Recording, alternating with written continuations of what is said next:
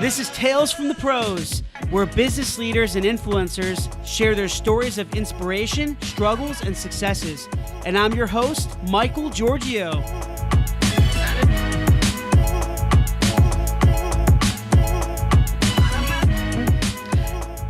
Hey everyone, welcome to Tales from the Pros, and this is Michael Giorgio, your host and co-founder of Imagine Innovation. This is a beautiful Friday here today, and I have an amazing guest with me. He's actually one of the most well-known science communicators and influencers on social media. He communicates science, technology, and nature trending topics and information to the public in easy and understandable ways through his super engaging videos. He's also gained massive popularity around the world for his educational content and also speaks around the world, including TED Talks, which I'm sure you've seen. I want to welcome Mr. Hashem Al-Ghaili. Hashem, thank you so much for being with me here today. Thank you so much for inviting me. It's a pleasure to be here. Absolutely. I can't imagine how busy you are. So thanks again for taking the time. So Hashem, as me and you have spoken a few times, and, I see you all over social media. Everyone I talk to that I told them that I'm interviewing you, and they're like, oh my God, I see that guy's content everywhere. It's pretty amazing, man. So I'm really honored to talk to you. And, we all love your videos, and the messages are amazing. And the topics with science, technology, and nature, they're very trending with super engaging content through animation and videos. And it's really cool stuff. So I think you've done an amazing job of just capturing people's attention.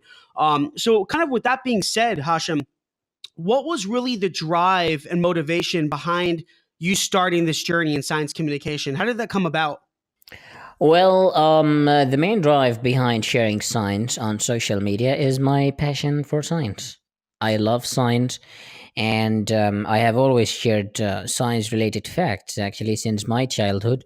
I used to share them in science, in children's magazines, basically, and it would make me happy that I was adding valuable information and a value into children's lives. And then, in 2009, I found Facebook, and by then I already was studying biotechnology in Pakistan, basically. Okay. I was doing my bachelor's degree. And so I started sharing science content mainly with my friends. Of course, they were not really very responsive, so I had to start sharing that on different groups, adding sometimes random people into my Facebook profile, which is why I got blocked a lot of times. I can imagine. Yes. But from there, it started to grow, and people loved the content, loved the presentation style. And, I just tried to follow my passion and blend it with my science degree, basically. That's cool. And did you always have, when did you start getting experience in videos? I taught myself how to make videos online, basically. I just got the software, and I just kept trying here and there until I got it right. And I would learn through some videos. I think it's easy to learn very much anything now, in the online world. All the knowledge exists there if you really have the will and a strong motivation to learn something, then you can learn it. And so I learned it online. And then I combined it with my experience in simplifying complicated concepts, and also my experience in reading scientific papers. That's, of course, after graduation and obtaining my bachelor's degree. And I put all of these together to communicate science more effectively. That's cool. So, when there's a will, there's a way, right? So you learn how to create these awesome videos that we see all over Facebook and social media platforms. So with that being said, Hashem, you feel, with your area and expertise, do you feel that in science, science isn't communicated effectively in today's society? It kind of seems like you're filling in that gap, right? I mean, scientists are busy doing research work. Yeah, and that already requires a full time job, Yeah. basically, and they're not free to devote part of their time to communicate what they're doing. And most of them are not really well trained to communicate it to the general public. They're great with communicating, from scientist to Hmm. scientist. So this is where science communicators come, and I have seen a lot of science communicators now on the rise. So many people are joining this; it's becoming like a global movement. Um, I think you have some. I but it's think you have also something to do with that. thanks. Now it has also its dangers though, because with globalization, with the ability to create videos, to learn anything Yeah. online, anybody could use that knowledge to start spreading misinformation. All right, and we also see that a lot.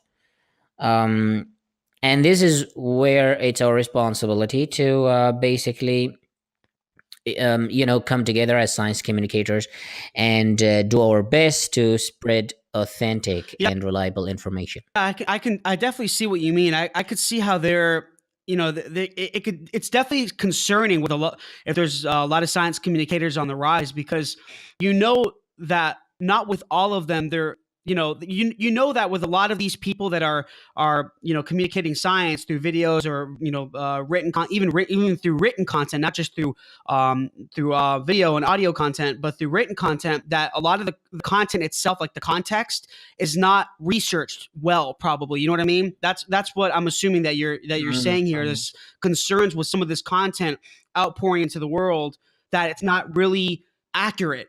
Mhm. And there's all these crazy theories coming out, and all these different things. So I see with you, presenting these challenges, that you have to make sure that these science communicators are researching. They're getting information from the right sources and doctors, Yeah.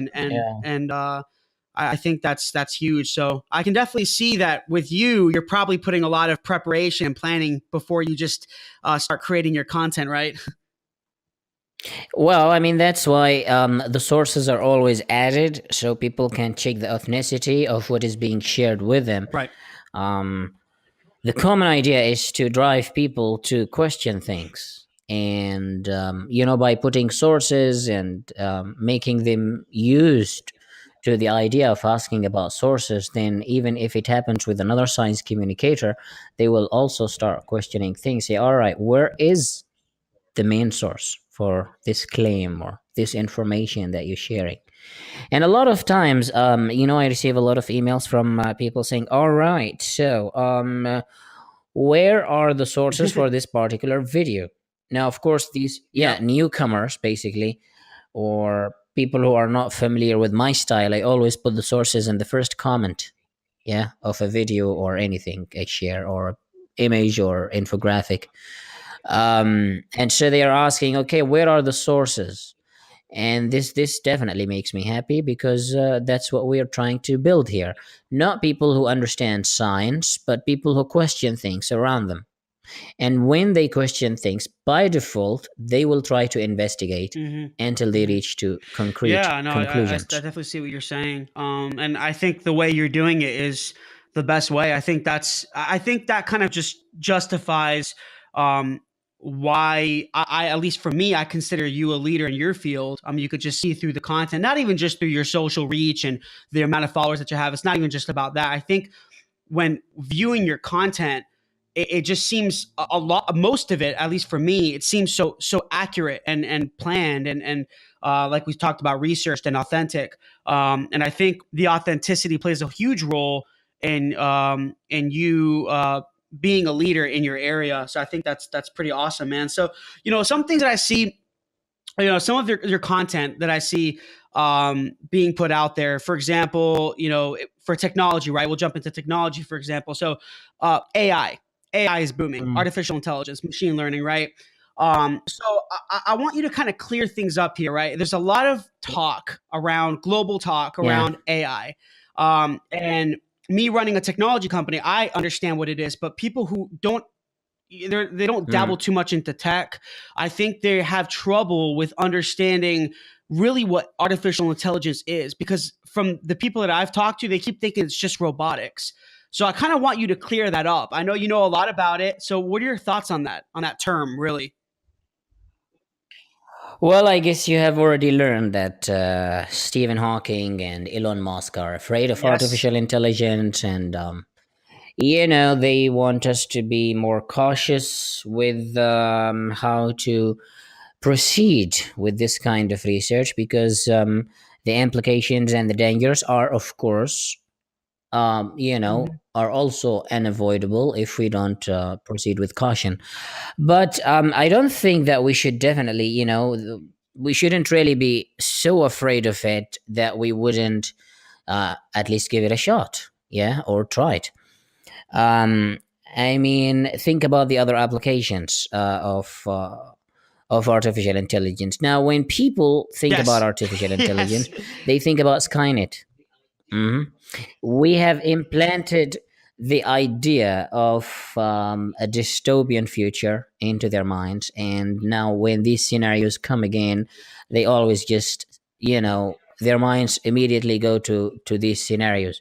But there are many applications that many of them don't seem to be aware of. For example, in medical Yeah. technology, yeah, imagine integrating artificial intelligence into diagnostics.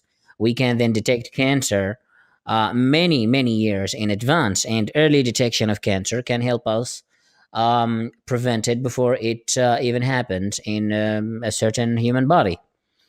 Um, Smart devices that can do their task on their own with maximum efficiency and high processing power with minimal human supervision. So there are so many applications in diagnostics, in transport, in computing, Yeah. in Absolutely. smart I agree. devices, Yeah. and these are really positive things. And if we are going to simply ban artificial intelligence because some Hmm. kind of dystopian scenario was put in our heads, then we're missing on such great applications. But I think Yeah. it's very common. It's very common that each technology, no matter what, will always have positive and negative aspects, and it's always worth the try to give it a shot. And then, as we continue to learn about it, we can put limits for how much we can go further. Yeah. Absolutely. I agree. I Yeah. mean, everything that you said is spot on. The thing is with AI, am actually really excited about it. I mean, it's already um, been going on for some time now. It hasn't just started. I Mm. just think I think it's evolving and rapidly Yeah. growing in the AI technology. But I think that for me, what I would see is a little bit of a Mm. concern. I don't know if you agree or not. Is really the people behind the AI. So, like for example, when you have a tech company that's creating an application That's and creating some type of AI smart application or whatever it is. You got to, for me, a concern would be is mm. what's their purpose behind this application, what they're building, what's their motive behind it? Is it something like you said positive, or is it something negative? And I know it sounds a little weird to say negative here because obviously, Mm. what companies are going to have what companies want a negative impact on their technology that they're building. But you'd be surprised, some people think that just building something is going to make them a lot of money, but they don't believe it's going to help people. You know what I mean, right? So I think it always comes down to the people behind the technology, right, with the right motives and purpose to do mankind good and help people, right? uh, I'm sure you can. Mm. Yeah, yeah. Right. It's always the people behind technology. If they have really good intentions, then we're safe. If they don't have good intentions, then there will always be good people who will try to oppose them. I mean, take Elon Musk for example. His intentions are really great, and despite all his wealth and capacity to do Absolutely. things, he's still using his potential to do great things for humanity.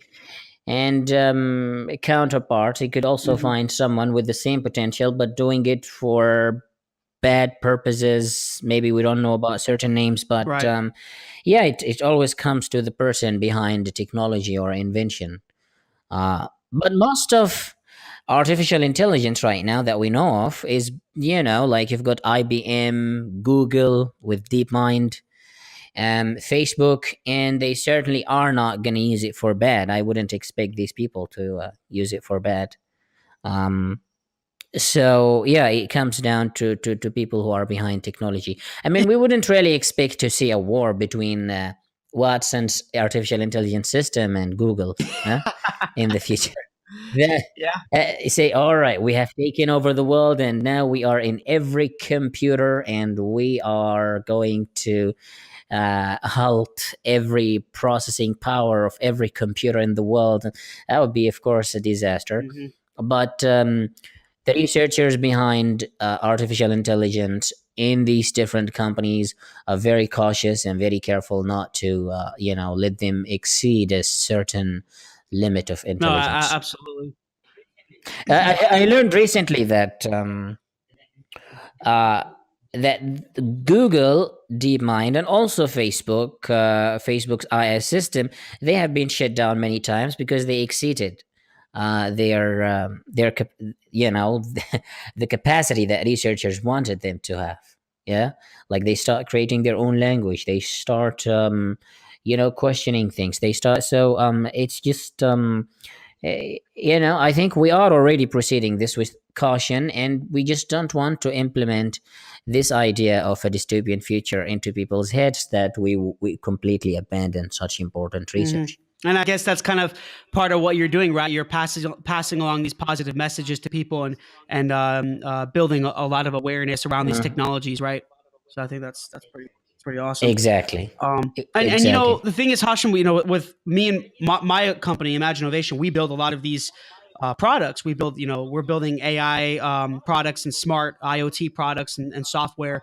And we always get this question from clients as well. They're like, are the products that you guys are going to be building, is that going to take away our jobs? And we're like, no, it's just to increase automation and reduce the manual process so you can focus on your core business, Mm, you know?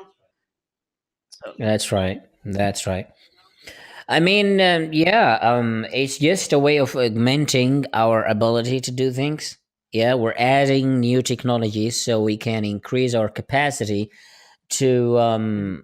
do things with the maximum efficiency. Yeah, because with technology in our side, let's admit, with technology in our side, Yep, yep, we can do our jobs better. All right, there's a big difference between an employee with and without a computer. absolutely.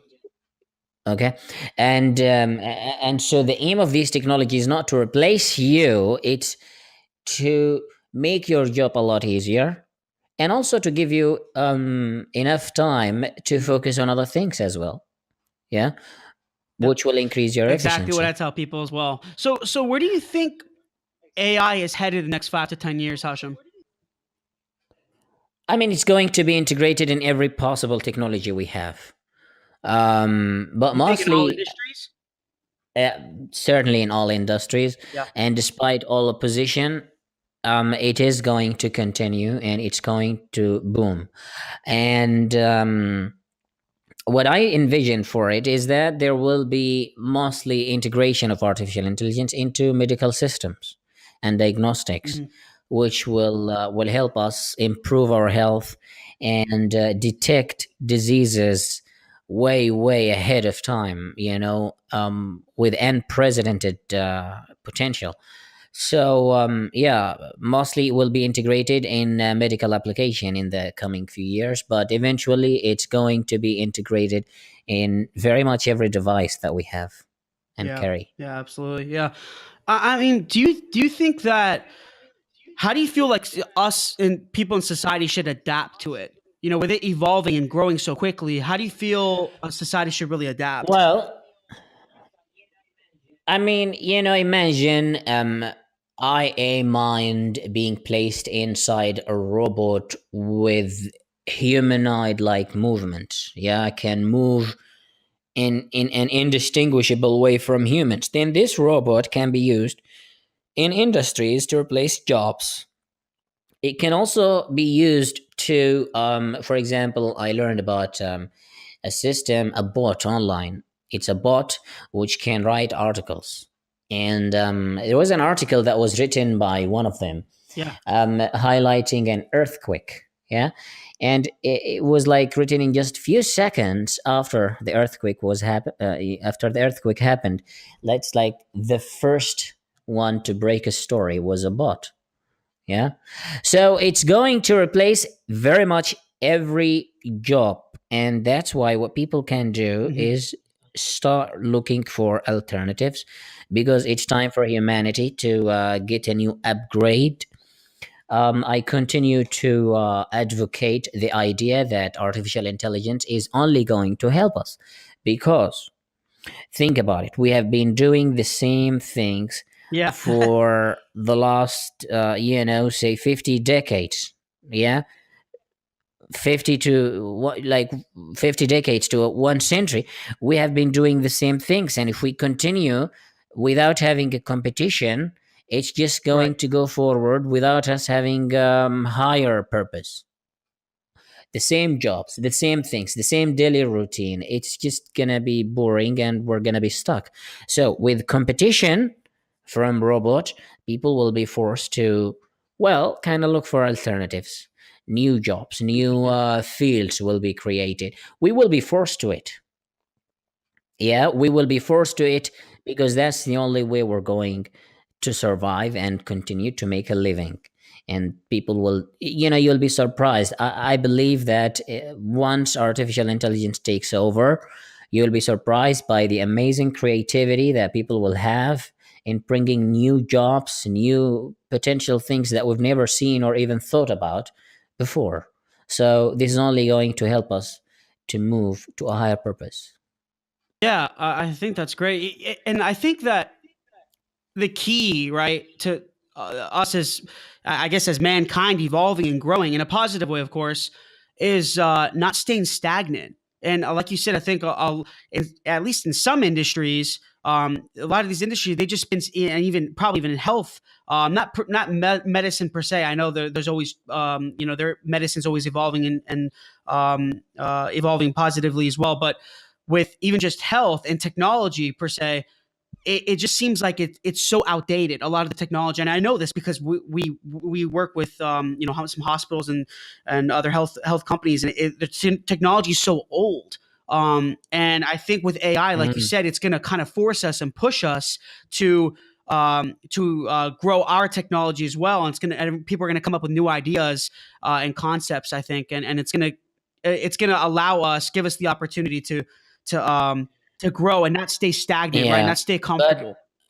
but let's not ignore the fact that there will be a lot of suffering in between. It's a state Yeah. of transition, Mhm. in which many people will lose their job, and it's going to be dormant for some time. Some people will be so depressed because, either they're not really creative enough to come up with something new, or it's taking them too long to figure things out.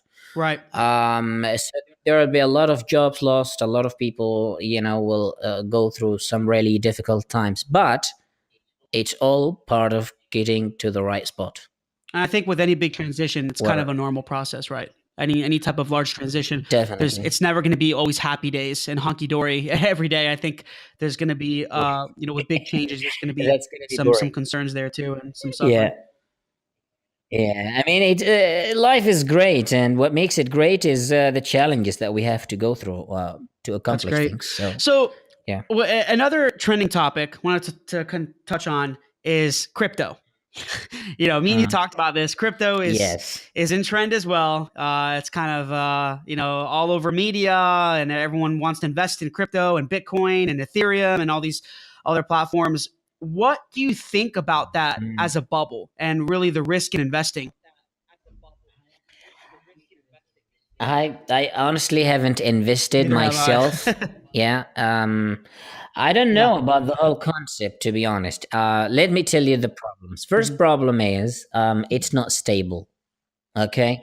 You have seen the rise of Yes. Bitcoin and eventually the crash.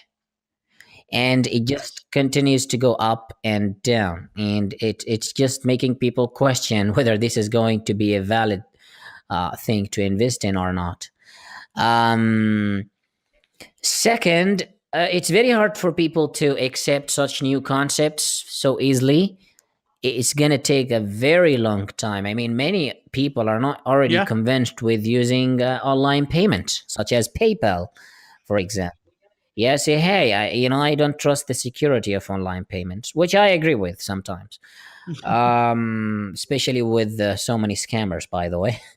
And then you have got, yeah, I mean, uh, many people with just the right amount of experience can create a new coin, and then you have got so many coins. There is no universal accepted coin which you can rely on. Yeah, new coins are added regularly. Each one has a different value, which is okay Hmm. because the world already, is built on different types of currencies from different countries. We understand that.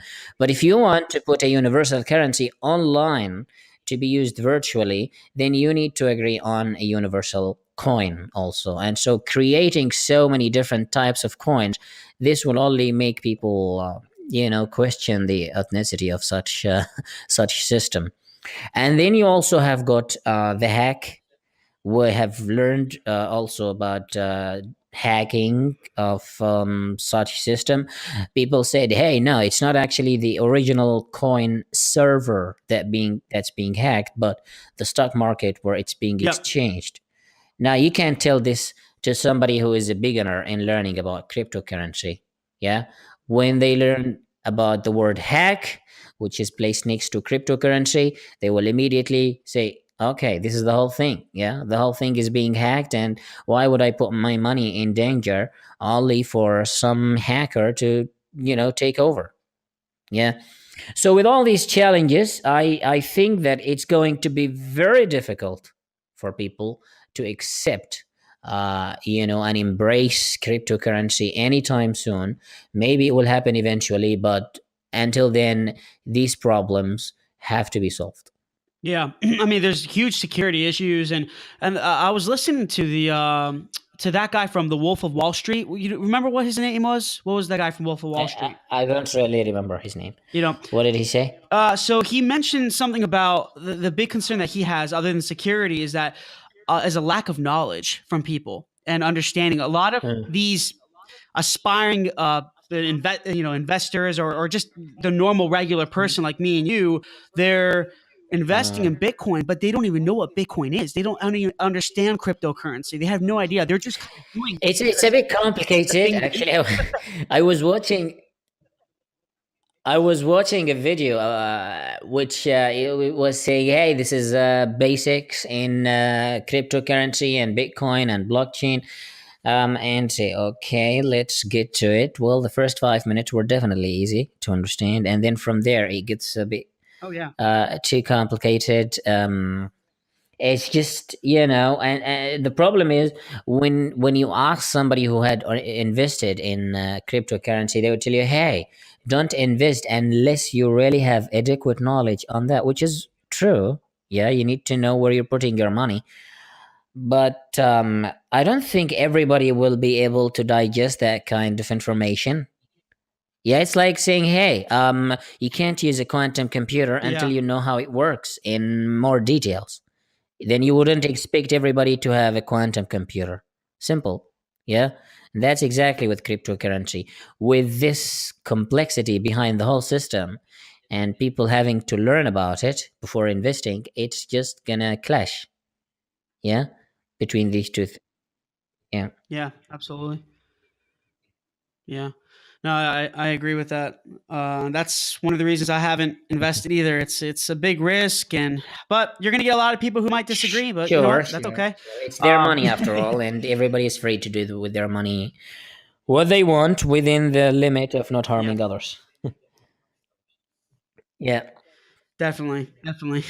So, Hashim, I want to jump here a little bit in regards to, more health and medicine and technology. So, we all know, this for sure, that medicine and technology in health is evolving at a really rapid pace. Yeah. Do you think that stem cell research, for example, stem cell therapy for certain diseases will be widely used around the world? Because I was doing some research that a lot of, I mean, I kind of knew this, that a lot of countries banned it. Mm.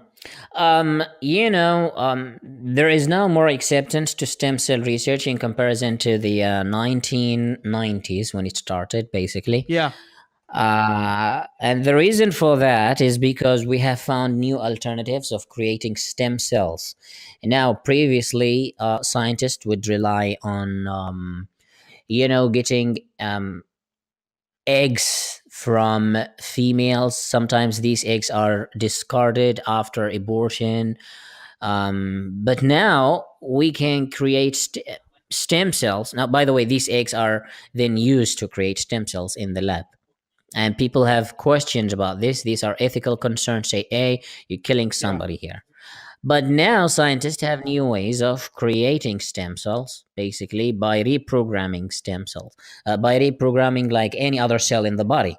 Yeah, like you take skin cell with the right reprogramming, you can turn it into stem cells, and then you can use these stem cells to, to fix different conditions, to repair tissues, and it is this part of overcoming ethical issues that will make it more widely acceptable across the globe, that will make it, widely practiced. And it is already Yeah. practiced, like in Europe, in Japan and China, mostly Japan and China, actually. The restrictions are less than other countries. In the US, also, there are certain treatments that are based on stem cells. So it is definitely booming. It's heading towards the right direction, and in just a few short years, it will be definitely global. Do you think that it was stem cell research that pharmaceutical companies are afraid of it? Because me and you talked a little bit about a cancer, for example, right? That Mhm. are pharmaceutical companies, are they do they really know the cure? Do they have a cure for these type, all these different types of cancers and Alzheimer's, and because it seems like everyone keeps taking medicine, right? Everyone's taking all this medicine, spending thousands of Mhm. dollars a year on medicine, but we don't really know Mhm. if it's Mhm. helping these people, if it's actually hurting them. So stem cell research and therapy is definitely a positive Mhm. thing, but you feel that these companies are kind Mhm. of afraid of this type of research? I mean, stem cell research provides definitive cure Yeah. for many of the illnesses that we have. Um, some companies might say, "Hey, it's great. It's actually a great source of income too." Yeah, because it's effective, and with this effectiveness, more and more people will want to have it. Some other companies will have rather a different strategy. They would say, oh, no, it's a definitive cure. And this means the problem will be solved, and we will not continue to Yeah. profit from that kind of problem. Yeah. Because by solving a problem, you're not looking at it again. Yeah. When more people are treated of a certain condition because of stem cells, Right. they wouldn't need to buy the same treatments over and over again. Yeah, it doesn't become a recurrent condition in which it appears every certain time, every now and then. But with stem cell, if you cure it completely, then more people will not need to take medications for the long run, and some companies will say, hey, no, no, I would rather actually keep them coming back for more medications rather than give them a definitive cure. But Isn't it, that crazy? Isn't that crazy when you think about it's that? crazy, I know. But whether they are hiding it, I don't think so. Because if you come up with an innovation, whether it's stem cell or not, you need customers. You need, a base on which you deliver this service. Okay. And you don't expect yourself to say, okay, we're just going to provide it to the elite. Yeah. We just go knock their doors. Hey, do you have cancer? We have got the treatment for you. No, Yeah. you're going to make it public, and whoever can afford it will come to you to buy it. Okay. Unfortunately, it's expensive. Well, 80% of the time. So, but that's definitely not going to be a problem with more technologies that, technology continues to evolve, or knowledge continues to advance, and things become cheaper, and eventually everybody will have access to it. So this monopoly by such companies will definitely not continue for quite too Yeah. long. So where do you think that health and medicine is headed in the next 5 to 10 years? Well, we're heading towards personalized medicine. Yeah.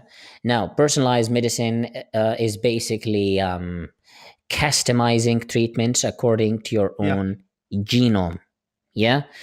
Because your response towards a treatment is different than somebody else, even if you both have the same condition. Now, the problem with this kind of technology is that you need to sequence Mhm. the human genome fast and in a cheaper way. Yeah. So now you can sequence the human genome for about 1,000. Initially, when they started sequencing the first genome, it took around I don't know, it was 13 years, Yeah. and it was really billions of dollars. Yeah. Now, for 1,000 and less, you can sequence the entire genome in about 24 hours. So that's great. So this means that we sequence your genome, we learn about your potential diseases, and we try to treat them before they happen. We try to customize the medication or a drug in accordance to your genome, and that will make it more efficient. And then we have stem cell treatment. Yeah, as I said, so much progress has been made in stem cell therapy. Yeah. We've got I have. CRISPR, Mhm. CRISPR gene editing. You've heard a lot about it in the news, and scientists are using it to engineer human embryos to eliminate certain diseases. And this is definitely going to be the ultimate treatment for most of our diseases, to actually target them at an embryonic stage. Um, so, stem cell research, CRISPR, personalized medicine, these are the technologies that are going to help us eliminate many of the diseases that we are experiencing these days. The Yeah, so problem technology is, definitely gonna it's a positive thing where I think where technology is headed, it's a positive thing for health and medicine yeah, in society. Yeah. yeah, but we need to focus on all aspects of scientific research. Mhm. The problem is, I mean, take cancer for example. Yeah, there is so much money being put in cancer research because it makes more money. Meanwhile, we are ignoring other diseases that also kill people.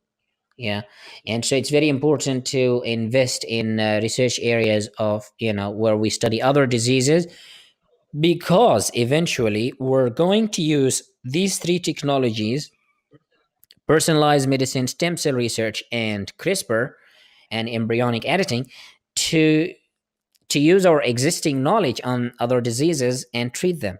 But if we just continue studying the same diseases all the time, then it's not really it's not a Yeah, wise yeah.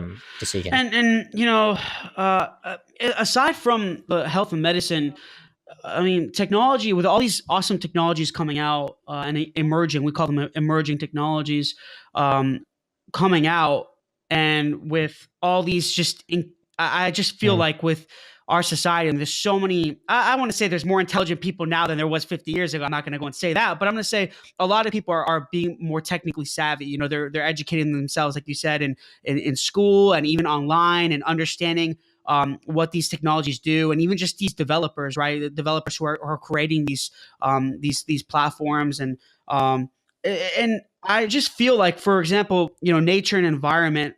I feel like we're kind of neglecting our environment with technology. We have so many awesome emerging technologies coming out, and yet we're not really. At least I feel we're not really doing anything to help the environment. I wish we were doing more. Mm. For example, global warming. Me and you talked about this. It seems that you're Mm. an advocate for global warming. What are your kind of thoughts on that? And how we Mm. can use our technology to help? Well, yeah. Well, the evidence is very clear that human activity is, in fact, triggering Yeah. climate change. I mean, we can call it climate change for more accuracy. Um, And it is. it's always a touchy subject, right? Climate change or global It warming, is. It especially here in the always U.S. will be. Now, the problem with climate change is that more of what's talked about is the source of the problem. All right, we're still disputing the source of the problem more Yeah. than we're trying to find solutions to the problem. Yeah, of course, you have to understand the source before you can propose solutions, but we also need to try to find solutions by switching to more renewable energy, investing in renewable energy. Yeah, there are many countries, especially in Europe. We've got also China and India, and they are investing a lot in solar energy. Mhm. The UK is now investing, and Germany also. They are in developing nuclear fusion.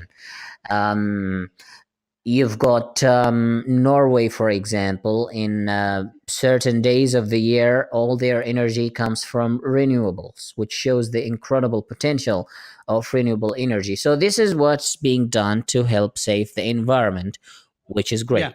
But what's not being done is also to reduce the problem from the other side, reduce the consumption of fossil fuels, reduce our reliance on fossil fuels, and try to just put this aside and make it a history.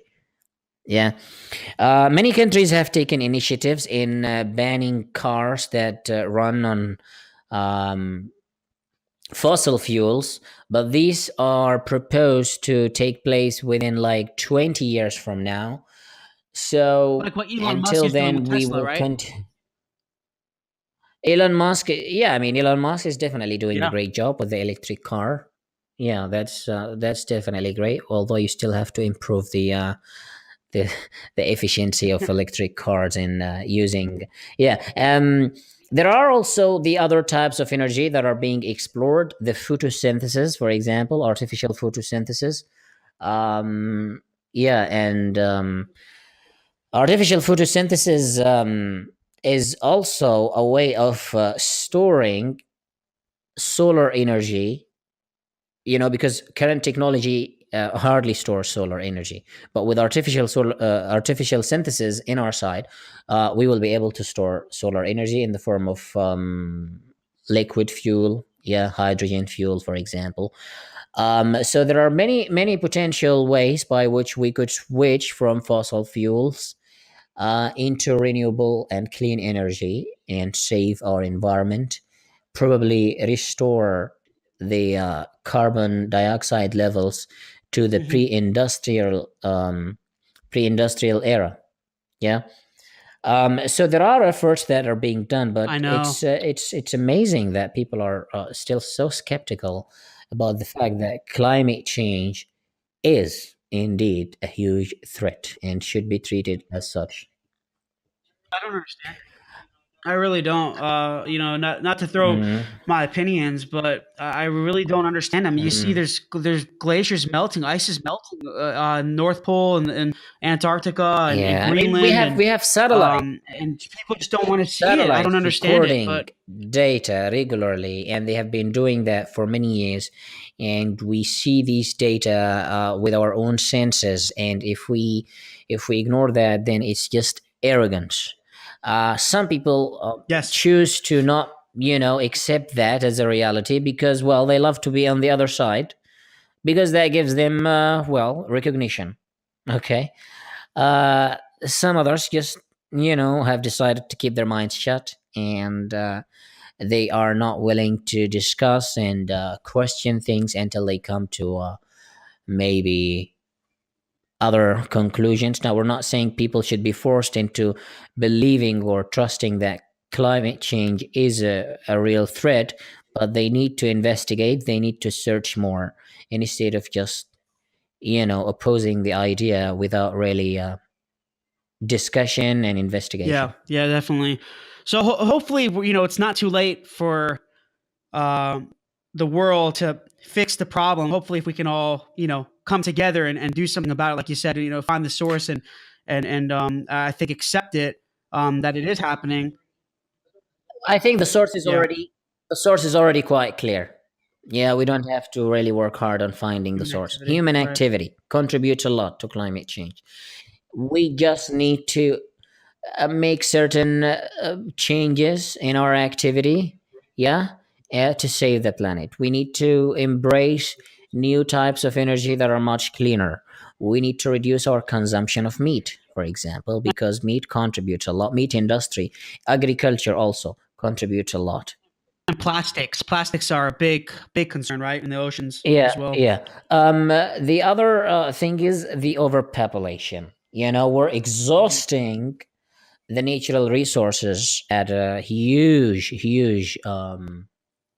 you know really, I mean, if you look into the numbers, how many kilograms each one of us require per year, how much, I don't remember the exact numbers right now, but there is a video coming on that, so you can I'll be watch sure. it later I'll be on. definitely sharing it.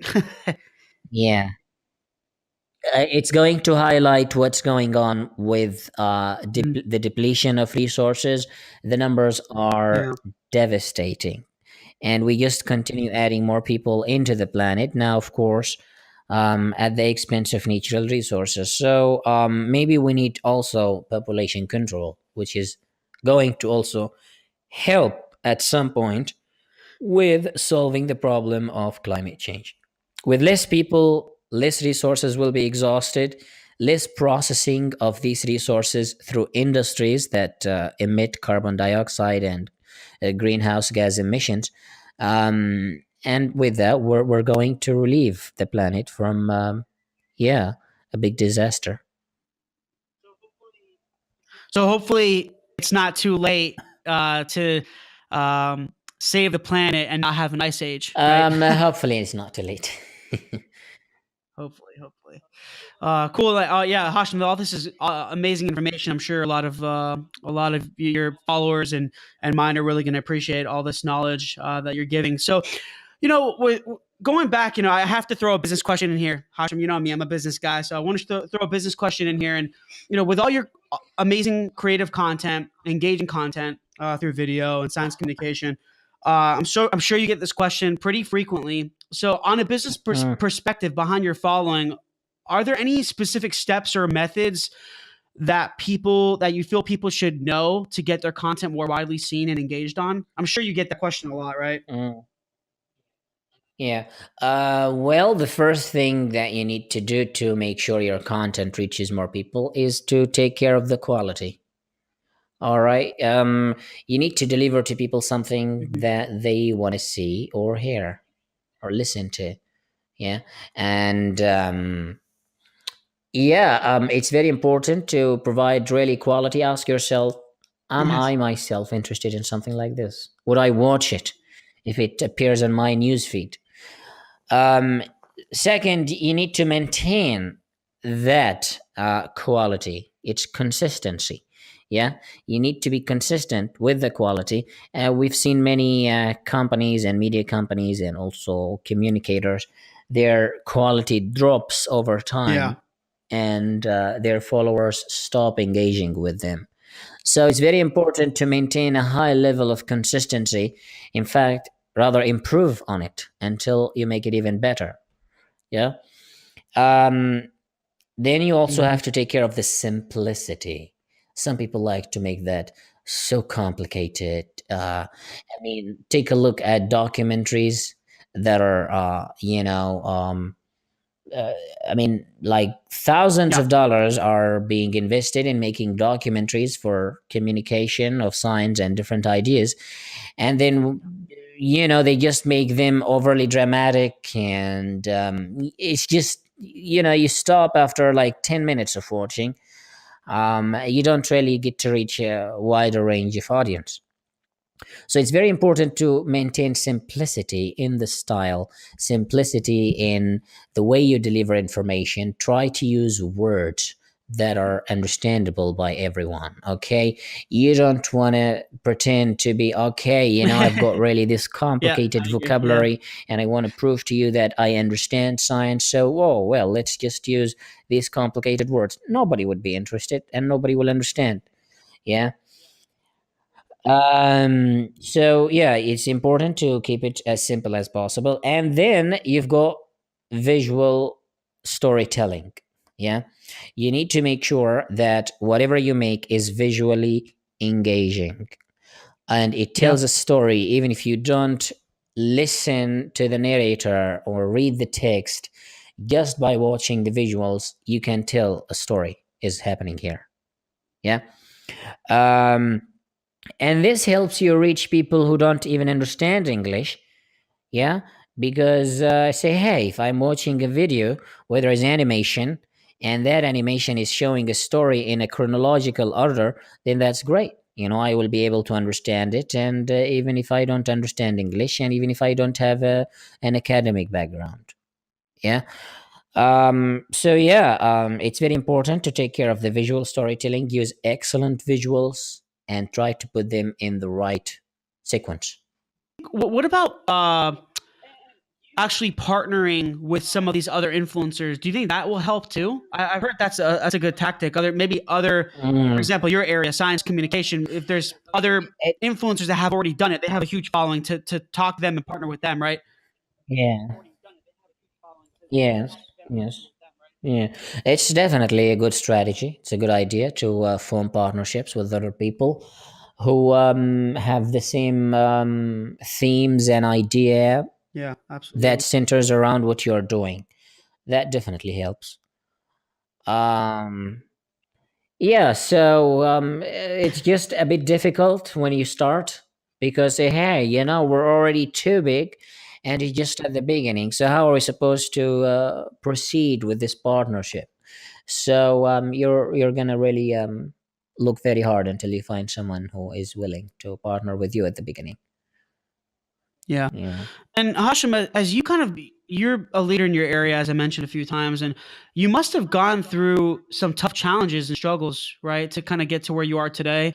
You're talking Um, around the world. You're in TED Talks. You have a huge following. So it must have been pretty tough to. It wasn't easy. You didn't just go through some easy street to get to where you are right now. mm, yeah.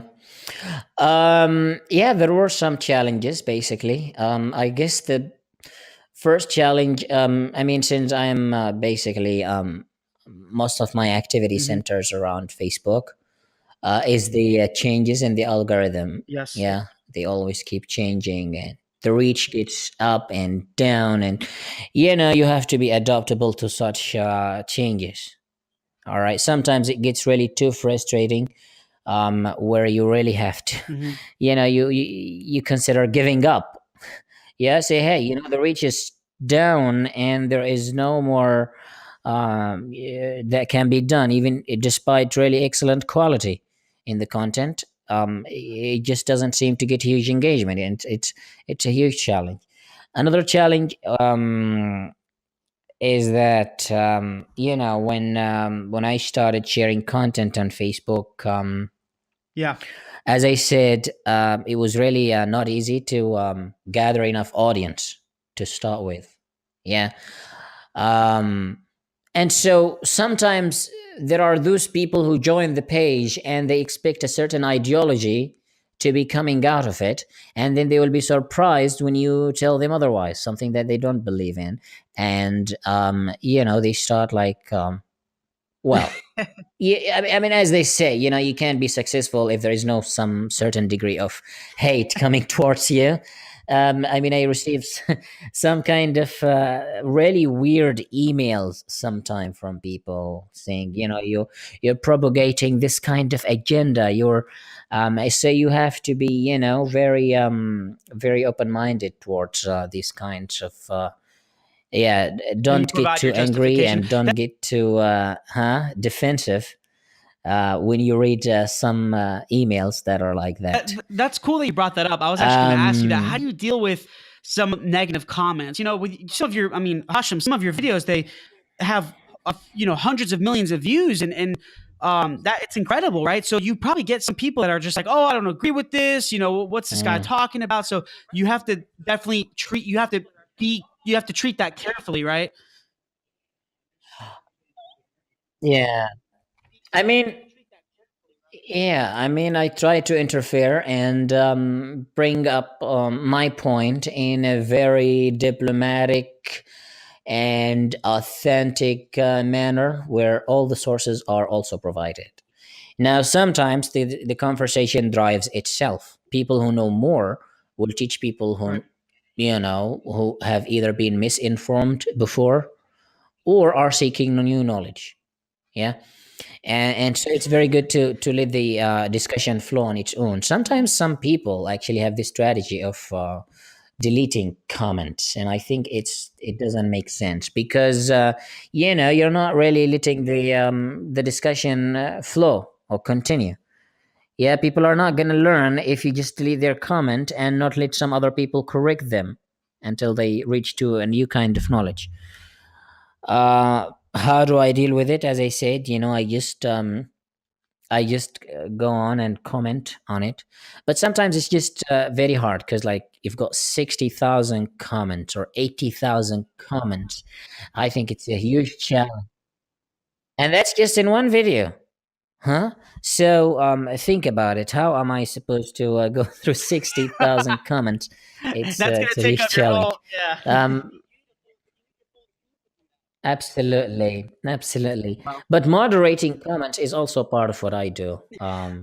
At least within the first You few need a full hours team to do that, after posting the Hashem. video, I moderate the comments Yeah. because the comments and on the top influence people's decisions. Yeah. When you see a video and you see the top comment being so negative, the rest of the conversation will go negative. Can you believe it? When it is positive, it's also going to be positive. But if Right. you moderate the comments and have unbiased I see opinion, it. all right, just let the conversation flow, then you will have everybody, expressing what they truly believe in. Yeah. And that's definitely good. Yeah. Yeah. I think well that I'm sure I'm gonna experience that. We'll experience that through this episode. People are gonna have their they're gonna agree on it and they're gonna disagree. But you know what? Yeah. That's kind of what makes the Yeah, that's what makes it. podcast engaging. Yeah. That what makes it great is that, yes, even Yeah. though we disagree on many things, we are still part of the same community and we are here to learn from each other and respect each other's opinions. And if we disagree at some point, well, no harm is being done. Very, very well said. Very well said. So to kind of close things out, Hashem, I have three questions I always ask every person I interview on this podcast, Mm, and it's called the three hows. So, how would you define failure? okay. How would you define entrepreneurship? And how would you define success? Okay. Well, failure um, is not starting because that's the biggest and the most difficult step is to get Yeah. started on doing something. Yeah, the first step. If you really don't do it, then you've already failed. Entrepreneurship, I define it as taking calculated risks. Yeah, not really, blindly seeing what the crowd is going for and just going for it, but deciding on taking a risk first, and then taking that risk based on really informed knowledge. You educate yourself, you learn more about the Mhm, mhm, outcomes, and mhm. then you take that risk. Yeah, you have to be a risk taker to be an entrepreneur. What was the third one? And Success. the third one is It, define success. Yes. yeah, success is passion and consistency. Yeah, you really have to love what you are doing. Otherwise, at some point, you will feel bored. Mm? And when you feel bored of doing it, you just abandon it. And, that's definitely not going to help you. Um, and if you are very passionate about, then you have to be Right. consistent. Yeah. You have to be doing it with the same level of efficiency. Um, and with consistency and, with consistency comes really better efficiency. And yeah, with all these factors I love combined together, yeah, you can be very successful. it. And everyone I interview, everyone always has some type of different answer. Some are similar, but they say it so differently. So it's pretty cool, and that's why I love asking those three questions. Mm, Just because I know you have this, fantastic. you're an entrepreneur, you're a leader, like as I mentioned before. You have this amazing content. So I really, really appreciate it, Hashem. Thank you for being on the show and taking time out of your busy day to. To talk with me. So Hashem, where can everyone find you? Or not in person. You don't want You people mean stalking you, right? in But person I mean, your website and social media. Where can everyone find you? or on Facebook? Yes. Yeah, well, people can find me on Facebook, Science Nature page, by my name also, Hashem Al Ghaili. Also on YouTube, I have a YouTube channel. It's not really super active, but I'm planning to put more content there. Instagram as well. Also, I'm planning to put even more content there. So these three platforms are where I'm mostly active. Fantastic. Awesome. Well, thank you so much again, Hashem. I really, really appreciate it. It's an honor having you on the show. And I want to thank everyone for listening. Stay tuned. We're going to be launching this episode, and I hope everyone loves it and subscribes for more content. And again, this is Michael Giorgio, your host on Tales from the Pros. And until next time, thanks, guys. I appreciate it. Hey, guys. Thanks a lot for watching Tales from the Pros. Please subscribe to our YouTube page and also follow our social media. There are links somewhere around here, but we really appreciate it, guys. Thanks for all the support, and I'm going to be giving you awesome content continuously, and we look forward to seeing you soon.